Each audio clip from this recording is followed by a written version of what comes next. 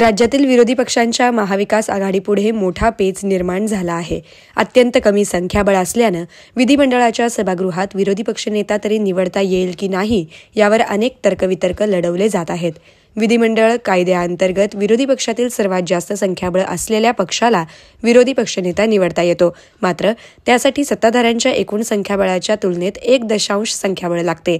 हे संख्याबळ विरोधकांमधील एकाही पक्षाजवळ नसेल तर इतर पक्ष मिळून एका विरोधी पक्षनेत्याचा पर्याय देऊ शकतात, मात्र त्याला मंजुरी द्यायची की नाही याचा सर्वस्व अधिकार विधिमंडळाच्या अध्यक्षांचा असल्याने केंद्रातील मोदी सरकारमधील विनाविरोधी पक्षनेत्याच्या एकहाती सरकारसारखी परिस्थिती महाराष्ट्राच्या इतिहासात पहिल्यांदा निर्माण होण्याची शक्यता आहे।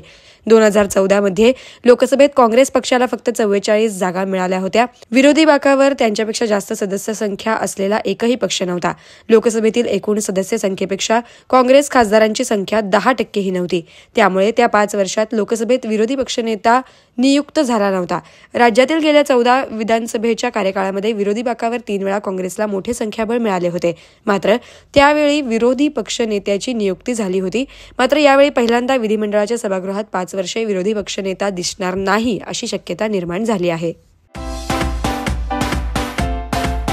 Kia Motors presenting new Seltos 17 autonomous advanced feature, 15 standard safety features, panoramic sunroof, आकर्षक इंटेरियर आणि एक्सटेरियर लुक 8 कलर्स मध्ये उपलब्ध।